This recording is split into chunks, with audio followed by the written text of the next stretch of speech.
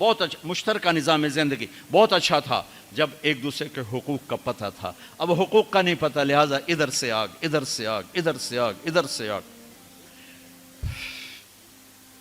میں سر درد کا مریض ہوں، تھوڑی تھکاوٹ ہو شروع ہو جاتا، فاقہ شروع ہو جاتا، تو میں روزے رکھنے کے لیے مری چلا جاتا ہوں کہ بھئی چلو کوئی ٹھنڈک، روزے کا لمبا ہونا اور ٹھنڈک شاید اس کو کچھ وہ بیلنس کر دیتا ہے، تو میں کچھ 3-4 روزے پھر بھی چھوٹ جاتے ہیں لیکن اکثر پورے ہو جاتے ہیں. تو بھربن میں وہاں ایک جگہ میں ٹھہرتا ہوں، تو عصر کے بعد میں تھوڑا بیان کرتا ہوں معاشرت پر. تو پہلی دفعہ جب میں وہاں ٹھہرا تو 8ویں دن امام مسجد کی بیوی آئی ہمارے پاس، میری بیگم کے پاس، کہ جی بیگم صاحب میں نے آپ کا اور مولانا کا شکریہ ادا کرنا ہے کہ آج میری زندگی کا پہلا ہفتہ ہے میرے خامند نے مجھے مارا نہیں. پہلا ہفتہ امام مسجد، امام مصلی پہ کھڑے ہونے والے، کہا پہلا زندگی کا ہفتہ ہے میرے خامند نے مجھے مارا نہیں، ورنہ میری ہر دوسرے دن پٹائی ہوتی تھی. اور 10ویں دن امام صاحب خود آ گئے، کہا مولانا صاحب ہمیں پتہ ہی نہیں تھا زندگی کیسے گزار، ہمارے جو ماحول میں تھا ہم وہی کر رہے تھے.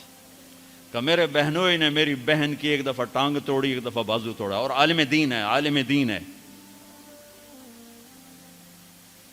ہمیں کسی نے یہ بتایا نہیں تھا، ہم نے زندگی میں پہلی دفعہ یہ باتیں آپ کے منہ سے سنی کہ زندگی کیسے گزار. تو فرحان کی زندگی فتوے سے نہیں چلے گی کہ میں مفتی نعیم کا بیٹا ہوں،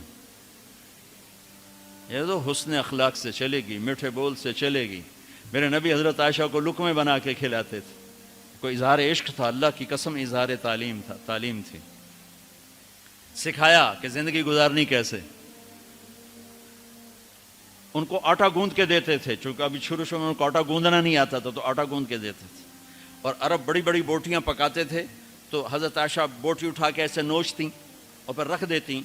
تو اللہ کے نبی بوٹی اٹھا کر جہاں سے حضرت عائشہ نے نوچا ہوتا تھا وہاں سے نوچ نوچ کے دکھا کے کھاتے تھے. میرے رب کی قسم اظہار یہ ہمیں تعلیم دی ہے کہ زندگی کیسے گزاریں. پھر بڑے بڑے پیالے ہوتے تھے پانی پینے کے، چھوٹے گلاس نہیں. چھوٹا گلاس تو بخل کی نشانی، اب تو اور چھوٹے ہو گئے کہ کپ کو گلاس بنا دیا. میرے بچپن میں مجھے یاد ہے اتنا بڑا گلاس ہوتا تھا، اور ڈیرے میں جتنے مہمان ہوتے تھے، کچی سڑکیں ہوتی تھیں، مہمان کو ہمارے رشتہ دار یا دوست نہیں، راہگیر مسافر ہوتے تھے، ہر مہمان کو دودھ پلایا جاتا تھا رات کو. چونکہ جانور زیادہ ہوتے تھے تو ہمارا اکرام زیادہ سے زیادہ یہی ہوتا تھا، تو ہم سارے مہمانوں کو دودھ پلاتے تھے. تو ایک مہمان آیا ہمارے دادے کا زمانے کا، چاچا لال. اب گلاس چھوٹے ہو چکے ہیں، تو وہ جب نوکر نے دودھ پیش کرنے کے لیے نا آگے بڑھا تو اس نے گلاس دے کر کہنے لگا پتر میں نہیں پیندا. سمجھ رہے ہو پنجابی سمجھ رہے ہو نا؟ پتر میں نہیں پیندا. اسے کہا چاچا کیوں نہیں پینا ہے؟ کہ دو تو ود پیواں تے بے غیرت بنا تے دو نال میرا گزارا کوئی نہیں، لے جا.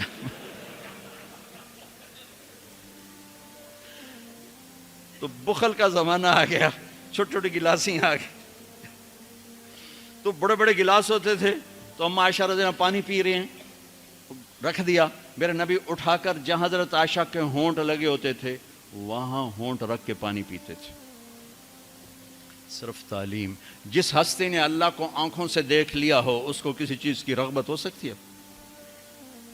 جنت بھول جائے گی جب اللہ اپنا دیدار کرائیں گے اور پھر پردہ پوشی فرمائیں گے تو کہیں گے یا اللہ جنت نہیں چاہیے، تو چاہیے، بس تجھے دیکھتے رہیں، بیٹھے رہیں تصور جانا کیے ہوئے از لذت دیدارش، خسرو چتواں گفتن سر دادن و جان دادن نادیدہ رخ یارے.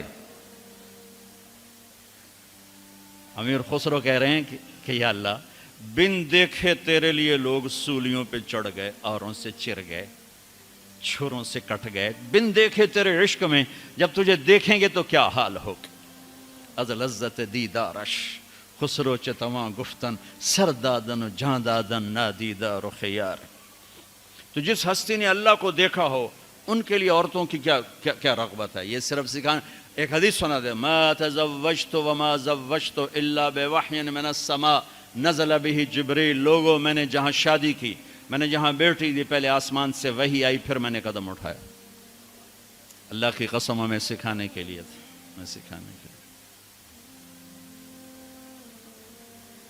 ہاں سفر سے واپسی ہو رہی ہے، ٹھیک ہے، آپ نے صحابہ سے کہا چلو بھائی تیز ہو جاؤ، وہ سارے تیز ہو گئے، یہاں تک کہ نظروں سے غائب ہو گئے، ٹھیک۔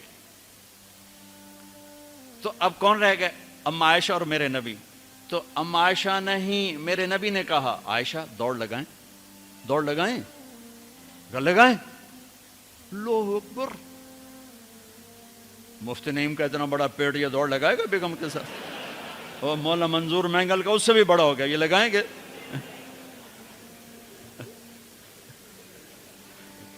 تو عائشہ دوڑ لگائیں، کہا جی لگائیں۔ تو حضرت عائشہ فرماتی میں آگے نکل گئی لیکن نبی پیچھے رہے۔ پھر کچھ عرصہ گزر گیا، کئی سال گزر گئے، پھر ایک سفر سے واپسی ہو رہی، آپ نے کہا ہاں بھائی آگے جاؤ، وہ سارے آگے جا گئے، اجل ہو گئے۔ آپ نے کہا عائشہ دوڑ لگائیں، کہا جی لگائیں۔ تو کہا ان دنوں میں موٹی ہو گئی، تبدنت کا لفظ مجھے یاد ہے، کہ میں موٹی ہو گئی تھی۔ تو جب دوڑ لگائی تو اللہ کے نبی آگے نکل گئے، تو آپ نے کہا عائشہ ہذہ بتلک، اب تو میں برابر ہو گئی۔ اللہ کی قسم زندگی سمجھانے کے لیے تھا۔ جہاد کا سفر سارا صحابہ کا قافلہ ہے، جنگ کا زمانہ ہے، دشمن چاروں طرف ہے، اور ہم اما عائشہ رضی اللہ عنہ اونٹ پہ بیٹھیں اور ہاتھ لگایا تو ہار غائب۔ فرمایا میرا تو ہار کوئی نہیں، میں تو نہیں جاؤں گی، میرا ہار ڈھونڈو۔ تو میرے نبی نے نہیں فرمایا چل بیٹھ، اتنے لوگوں کو تو پریشان کرتی ہے، تجھے پتہ نہیں میں نے سبق پڑھانا تو میرے پیچھے پڑ گئی، طلبہ میرا انتظار کر رہے ہیں۔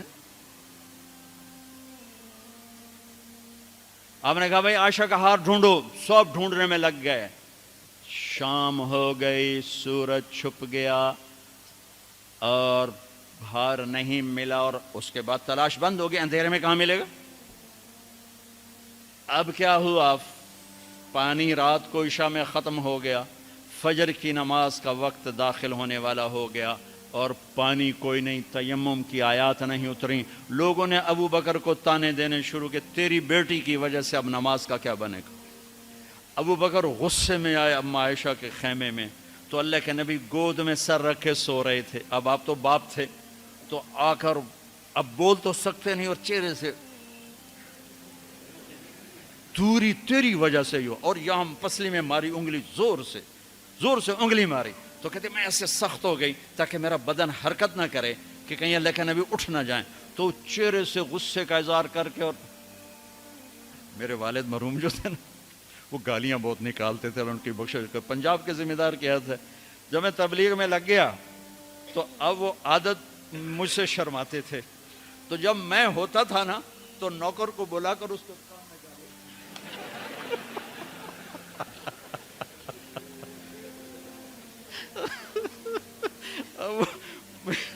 جوانی کی عادت بڑھاپے میں تو جا نہیں سکتی تھی، تو پھر وہ آہستہ آہستہ گالیاں اپنا کوٹا پورا کر لیتے تھے۔ تو ابوبکر صدیق رضی اللہ عنہ میں کہ کہیں بھائی اللہ کا نبی اٹھنے کرتے رہو، انگلی مارتے رہے، تو اللہ نے آیات تیمم اتار دی۔ اس موقع پر تیمم کی آیات پہلی دفعہ 8000 سال میں یہ ہونے لگا ہے۔ بھلا مٹی سے آدمی صاف ہوتا ہے اور گندا ہو جاتا ہے؟ اللہ کہا نہیں، فتیمم، چلو تیمم کرو۔ اب سارے صحابہ میں خوشی کی لہر، اور سعد بن عبادہ کہنے لگے اے آل ابو بکر، یہ پہلی تو نعمت نہیں ہے جو تمہارے گھرانے کے طفیل ہمیں ملی ہے، اس سے پہلے بھی بڑی نعمتیں تمہارے گھر کی طفیل ہمیں ملی ہیں۔ اللہ نے تیمم کی آیت اتار دی۔ میرے نبی نے قافلے کو نہیں چلایا، یہاں تک کہ حضرت عائشہ نے کہا اچھا یا رسول اللہ اب چلیں، ہار کو چھوڑیں۔ پھر میرے نبی چلے، اور جب اونٹنی کو اٹھایا تو ہار اس کے نیچے پڑا ہوا تھا، وہ سارا باہر ڈھونڈتے رہے، ہار نیچے چلا گیا تھا گر کر۔ یہ میرے نبی کی زندگی ہے، یہ مینگل صاحب سے کہتا ہوں پڑھائیں، مفتی نعیم سے کہتا ہوں یہ زندگی پڑھائیں، کہ ان کی بیویاں ان کو دعائیں دیں، ان کے ماں باپ ان کو دعا دیں، ان کی اولاد ان کو دعا دے۔ وہ باپ نہیں ہے جس کو دیکھ کے بچے ڈر جائیں، وہ تھانے دار ہے، تھانے دار بیٹھا ہوا ہے۔ وہ استاد نہیں جس کو دیکھ کے شاگرد ڈر جائے، وہ تھانے دار ہے۔ وہ خامد نہیں ہے جس کو دیکھ کے بیوی سہم جائے وہ تھانے دار ہے. خامد وہ ہے جس کو دیکھ کے بیوی خوش ہو. باپ وہ ہے جس کو دیکھ کے اولاد خوش ہو. استاد وہ ہے جس کو دیکھ کے شاگرد خوش ہو. اپنے مصنوعی روب جمانا کہ استاد کی ہیبت ہونی چاہیے. ارے ہیبت، محبت ہونی چاہیے. محبت سے علم منتقل ہوتا ہے، ہیبت سے نہیں ہوتا.